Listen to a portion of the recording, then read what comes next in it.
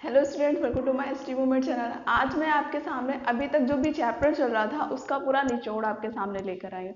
निचोड़ से मतलब ये है कि आपको मैं अलग अलग पढ़ाती तो मेरे को लगा कि उससे अच्छा ये हुआ कि डिफरेंसेस में पढ़ा दूँ, मतलब तुलना करके बता दूँ, तो आपको शायद और जल्दी अच्छे से क्लियर होगा चीज़ों को। फिर उसके आगे हम लोग बहुत सारी पढ़ने वाले हैं। टेम्परेचर ऑफ यूनिट पढ़ेंगे, फिर उसके बाद केल्विन और सेल्सियस में जो भी संबंध होता है, रिलेशन होता है, उसके बारे में पढ़ेंगे। बहुत अच्छे से कवर करने वाले हैं, कंटिन्यू रहिएगा। और वीडियो कैसा लगा कमेंट से करके जरूर बताइएगा। चैनल पर नए हैं तो सब्सक्राइब भी कर लीजिएगा और वीडियो अच्छा लगे तो लाइक भी कर दीजिएगा। चलिए तो फिर स्टार्ट करते हैं। फाइनली उस दिन मैंने आपको डिफ्यूजन बता दिया था, जो कि सबसे लास्ट में मैंने लिख रखा है, उसके बारे में भी चर्चा करेंगे। थोड़ी सी प्रॉब्लम आ गई थी तो उस वजह से डिफ्यूजन का लास्ट में आपको गैस का नहीं बता पाई थी। गैस में ये होता है कि डिफ्यूजन बहुत तेजी से होता है, बिकॉज उसकी डेंसिटी जो होती है वो ठोस और लिक्विड यानी सॉलिड और लिक्विड के अकॉर्डिंग बहुत ही कम होती है। डेंसिटी नाम मात्र की, नगण्य बोल सकते हो जिसे, वो होती है। तो उसके जो इंटरमॉलिकुलर्स जो होते हैं वो बहुत ही दूर दूर होते हैं। तो उनमें जो डिफ्यूजन होता है वो बहुत तेजी से होता है। जैसे मैंने आपको बताया था कि आप परफ्यूम का यूज करते हो तो बहुत जल्दी से वो कमरे में फैल जाता है और उसकी स्मेल पूरे कमरे में आने लगती है। इसी तरह से आपको आज मैं इन सब के बारे में जो है, जैसे लिखा है comparison among solid liquid and gas, comparison करके बहुत अच्छे तरीके से समझाने वाली हूँ। तो चलिए स्टार्ट करते हैं। फर्स्ट लिखा है आकृति। आकृति यानी शेप। शेप सॉलिड, सॉलिड का जो शेप होता है यानी ठोस का जो शेप होता है, क्या वो निश्चित होता है या फिर अनिश्चित होता है। तो आप किसी भी चीज को ले लो, ये जैसे मैंने ये डस्टर ले रखा है, डस्टर इट्स अ सॉलिड। इसका शेप क्या क्लियर है, मतलब क्लियर है ना, निश्चित है क्या? ये बड़ा छोटा होता रहता है टेम्परेचर के अकॉर्डिंग या फिर रखने पे ले जाने पर? कुछ भी नहीं होता। इसका शेप जैसा है हमेशा वैसा रहता है। आप 4 साल बाद भी इसे देखोगे, 10 साल बाद इसे देखोगे, ये आपको ऐसे ही मिलेगा। हाँ, हो सकता है थोड़ा सा पुराना लगे, वो मैं मान सकती हूँ, बट शेप इसी तरह ही रहेगा। तो शेप चेंज नहीं होता सॉलिड में, तो निश्चित आकार का होता है।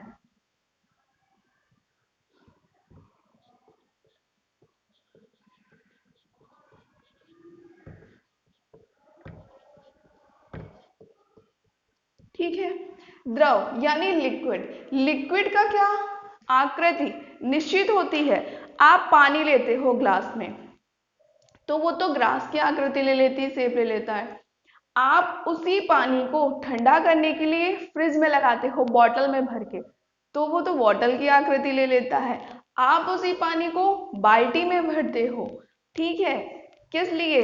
उसको कलेक्ट करके रखने के लिए, नहाने धोने खाना बनाने या फिर अदर अदर काम करने के लिए, वो उसकी आकृति ले लेता है। आपके घर में टंकी रखी होगी सबसे ऊपर, जिससे आप पानी मतलब टोटी में आपका पानी आता है, तो वो उसका शेप ले लेता है। तो क्या शेप निश्चित है इसका? मेरे हिसाब से तो नहीं निश्चित है।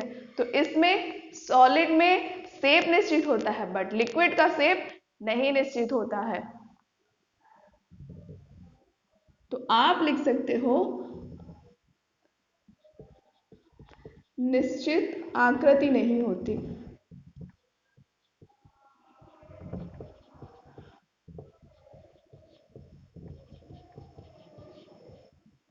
गैस में आ जाते हैं। गैस की क्या आकृति निश्चित होती है?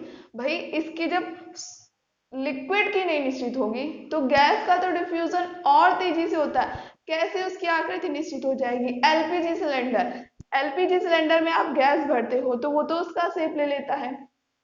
सबका छोड़ो, बलून होता है, बलून में गैस भरते हो तो क्या वो एलपीजी के जैसा रहता है? बलून का शेप ले लेता है। तो आकृति निश्चित नहीं होती या फिर आकार निश्चित नहीं होता।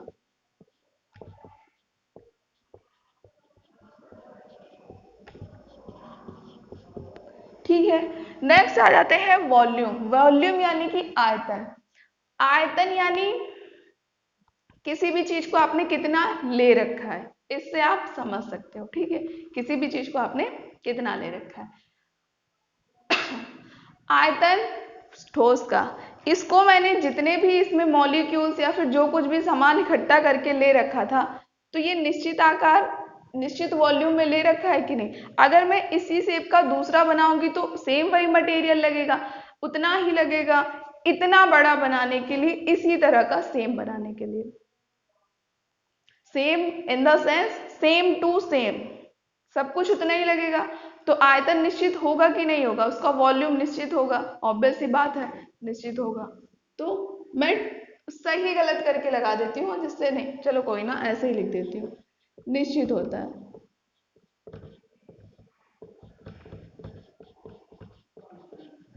नेक्स्ट आ जाता है वॉल्यूम लिक्विड का। लिक्विड का क्या वॉल्यूम निश्चित होता है। वॉल्यूम इन द सेंस मैंने बताया कि आपने कितना ले रखा है।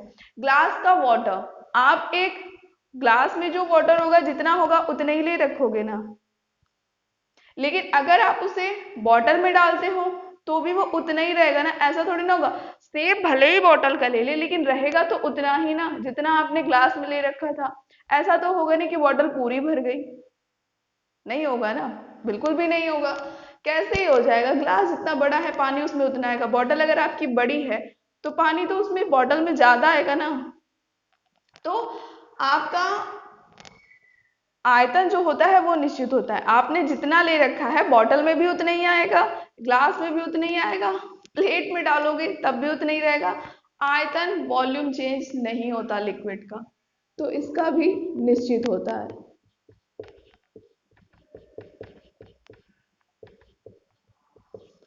गैस में आ जाते हैं। गैस का क्या आयतन निश्चित होता है, कहाँ निश्चित होता है, नहीं निश्चित होता है। आप गैस को किसी में भी रखोगे, क्योंकि उसके इंटरमॉलिक्यूलर्स इतने दूर दूर होते हैं कि आप जिस भी चीज में रखोगे वो उसको पूरा भरने की कोशिश करेंगे। बलून छोटा फुलाते हो तब भी उसके मॉलिक्यूल्स रहते हैं दूर दूर, बड़ा फुला देते हो तब भी फूल तो जाता है पर उसके मॉलिक्यूल्स दूर दूर ही रहते हैं। ठीक है, तो उसने उसको पूरा भरा कि नहीं भरा। एलपीजी सिलेंडर पूरा भरता है कि नहीं भरता है। उसी सिलेंडर को छोटा लो, छोटा सिलेंडर भी पूरा भरा होता है कि नहीं होता है। तो यानी इसका तो वॉल्यूम निश्चित ही नहीं है। जिस भी चीज में डालो उसको पूरा भरने की कोशिश करता है, जितना है उतना भरने की कोशिश नहीं करता है, तो इसका वॉल्यूम भी निश्चित नहीं होता है।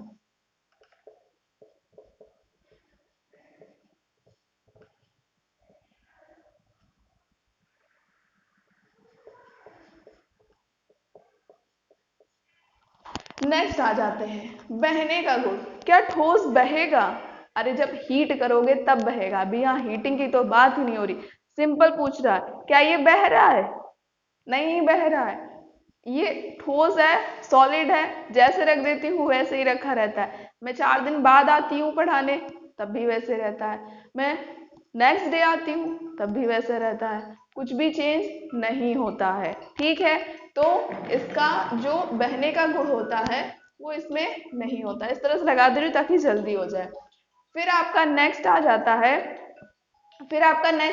है, कि द्रव में क्या बहने का गुण होता है? ऑब्वियस सी बात है होता है। क्यों नहीं होता है? मतलब कैसे होता है? पानी क्या बहता नहीं है?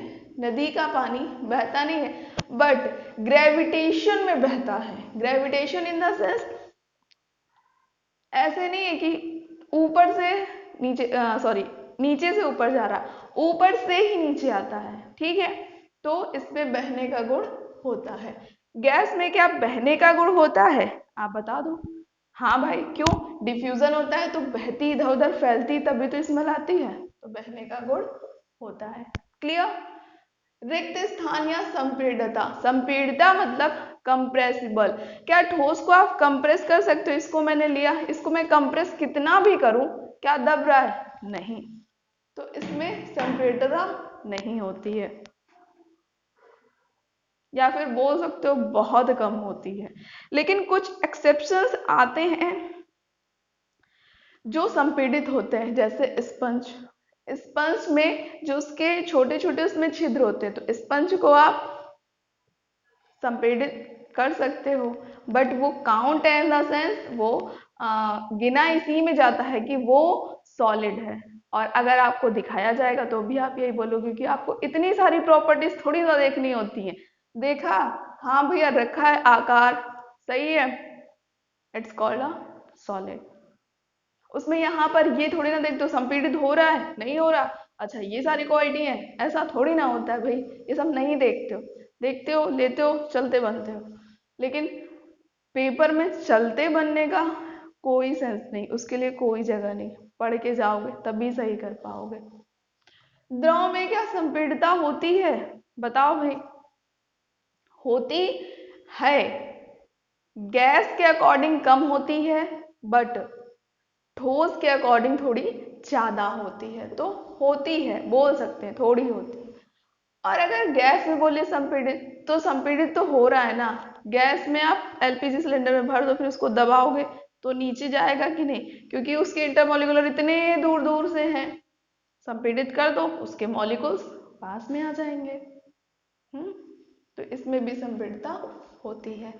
Density, density in the sense क्या, ठोस की डेंसिटी यानी भार। ठोस की डेंसिटी बहुत अधिक होती है,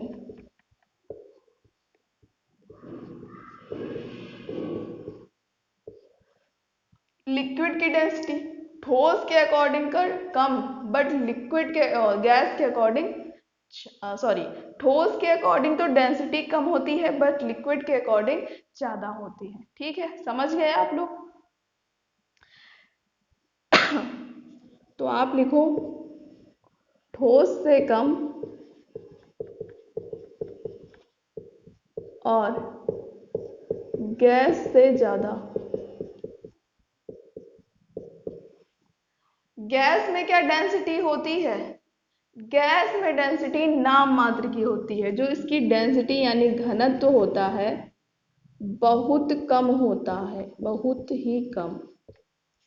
ठीक है, भार होता है क्या गैस में?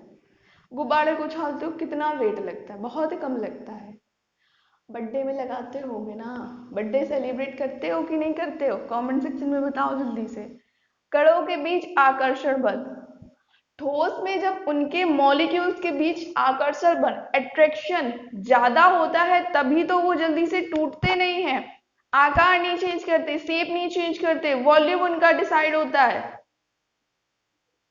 होता है कि नहीं? हाँ मैम होता तो है। तभी तो, क्यों? क्योंकि उनके कणों के बीच आकर्षण बल बहुत प्रबल होता है। कैसा होता है? प्रबल। लेकिन लिक्विड में क्या कणों के बीच आकर्षण बल होता है? हाँ होता है, पर दुर्बल होता है, क्योंकि वो फ्लूड कर सकते हैं, फ्लो कर सकते हैं, थोड़ा बहुत डिफ्यूजन भी कर सकते हैं, उनमें बहने का गुण भी पाया जाता है, संपीड़ितता भी थोड़ी बहुत पाई जाती है, तो दुर्बल होता है। आकर्षण बल कैसा होता है? दुर्बल। लेकिन अगर गैस में पूछी जाए क्या कणों के बीच आकर्षण बल होता है, अगर इतना ही आकर्षण बल होता तो भाई उसका घनत्व तो बहुत कम ही क्यों होता, थोड़ा बहुत तो घनत्व तो होता है, घनत्व तो बहुत कम है, मतलब उसके कणों के बीच आकर्षण बल बिल्कुल नगण्य है। कैसा है? नगण्य। क्लियर? नेक्स्ट, कणों का स्थान। कणों का स्थान आप कैसे डिसाइड करोगे? आप कणों का स्थान आपको डिसाइड करना है, तो क्या इनके कणों का स्थान निश्चित होता है? ठोस का निश्चित होता है, पास पास होते हैं, इतने पास में ये यहाँ, तो इतनी दूर में यहाँ यहाँ यहाँ यहाँ यहाँ यहाँ यहाँ, ठीक है, फिर ये यहाँ यहाँ यहाँ यहाँ यहाँ यहाँ, इस तरह से होते हैं कि नहीं होते? हाँ मैम होते तो हैं। तो बस इस तरह से होने के कारण ही इनके कणों का स्थान जो होता है वो निश्चित होता है। कैसा होता है? अब क्या लिक्विड में इनका स्थान निश्चित होता है? नहीं निश्चित होता है। मैम क्यों नहीं निश्चित होता है?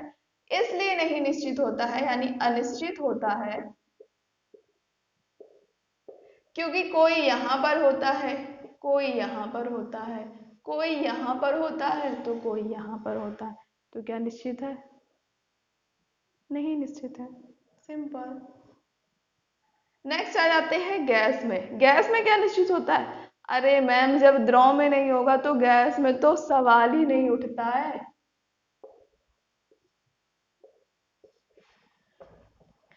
आ जाते हैं नेक्स्ट अब गतिज ऊर्जा, काइनेटिक एनर्जी। सॉलिड में गतिज ऊर्जा होती है। अगर गति करता तो मैम फ्लूइड भी करता, बहता भी। बहने की गति तो इसमें होती नहीं है, कंप्रेस ये करता नहीं है, डेंसिटी इसकी इतनी अधिक है, तो मैम क्या गतिज ऊर्जा होगी? चलेगा ये थोड़ा भी ना भाई, बहुत ही कम होती है इसमें गतिज ऊर्जा। कैसी होती है? बहुत कम। मैम द्रव में क्या गतिज ऊर्जा होती है? मैम कणों का स्थान तो निश्चित नहीं होता, अनिश्चित होता है। कंप्रेस भी थोड़ा बहुत हो जाता है और बहने का गुण भी पाया जाता है। जब बह रहा है तो यानी इसके कण गति भी करेंगे, तो गतिज ऊर्जा होगी भाई, सिंपल सी बात है। होती है पर कम होती है, कम से कम होती तो है। अब क्या गैस में होती है गतिज ऊर्जा? अरे मैम जब इसमें हो रही है तो इसमें तो होगी, और इसके इंटरमोलिकुलर तो इतने दूर दूर होते हैं, तो बहुत अधिक होती है, यानी इसमें अधिक होती है।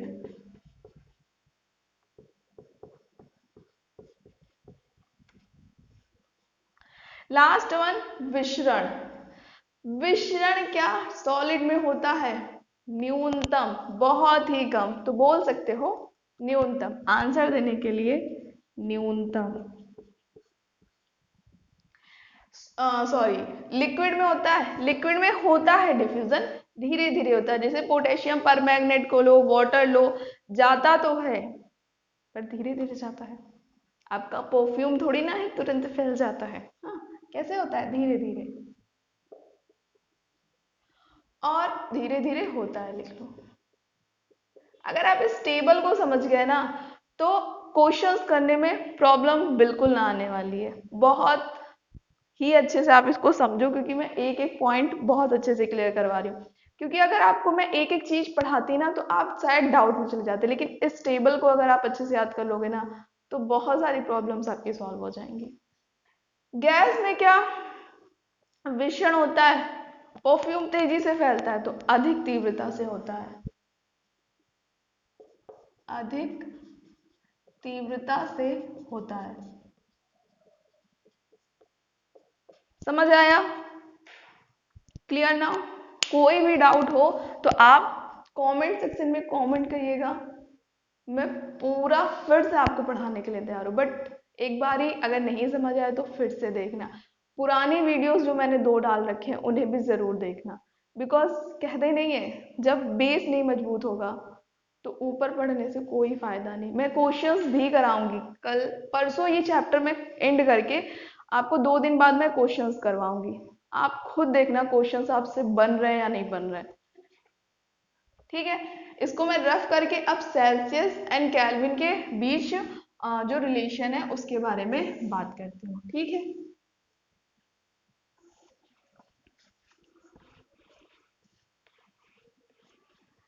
इतनी चीज क्लियर हुई। अब अगर आपसे पूछा जाए तापमान की इकाई, ठीक है, क्या पूछा जाए? तापमान की इकाई।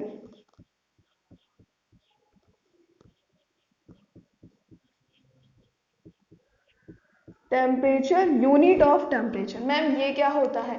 देखो अगर आप वाटर को लो, क्योंकि एक मात्र ऐसी चीज जिसे अगर आप एग्जाम्पल के जरिए सीख सकते हो वो वाटर है। क्योंकि वाटर तीनों चीज में चेंज हो सकता है, सॉलिड में भी, किसमें? सॉलिड में भी, लिक्विड में भी, और फिर गैस में भी। मैम कैसे?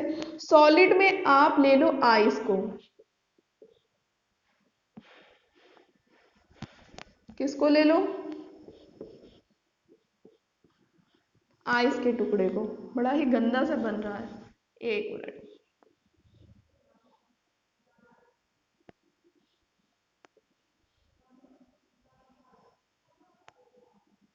अब बढ़िया बना। ये हो गया एक आइस का टुकड़ा जो सॉलिड है। अब एक आपने बर्तन लिया, उसमें भर दिया पानी, ये तो लिक्विड हो गया, ठीक है। अब आपने इसी पानी को क्या कर दिया,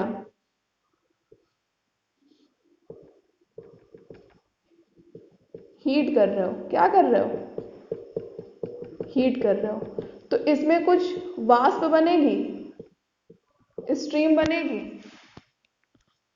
बनेगी कि नहीं। तो तीनों चीज अगर आप कॉमन देखोगे तो वो किसमें है, वाटर में, है कि नहीं है। वाटर आप सॉलिड फॉर्म में भी देख सकते हो, लिक्विड फॉर्म में भी देख सकते हो और गैस फॉर्म में। तो एग्जाम्पल इसलिए वाटर का लेके आपको क्लियर किया जाता है क्योंकि ये तीनों ही स्टेट में आपको दिखता है, इस वजह से। ओके, इतनी चीज क्लियर हुई।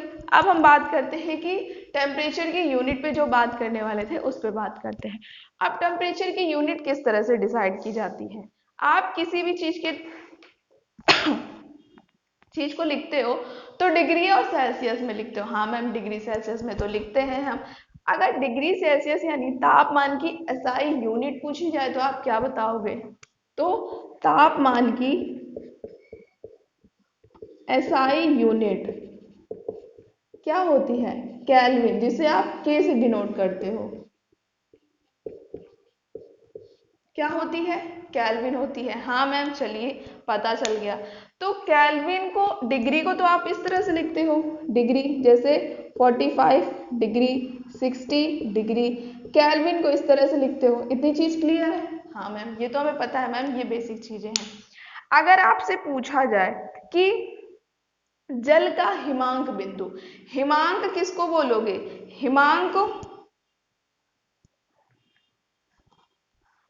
अगर आपसे पूछा जाए जल का हिमांक बिंदु कितना होता है, ठीक है, मतलब आप उसे कितनी डिग्री सेल्सियस पर गला सकते हो, ठीक है, क्या कर सकते हो, गला सकते हो।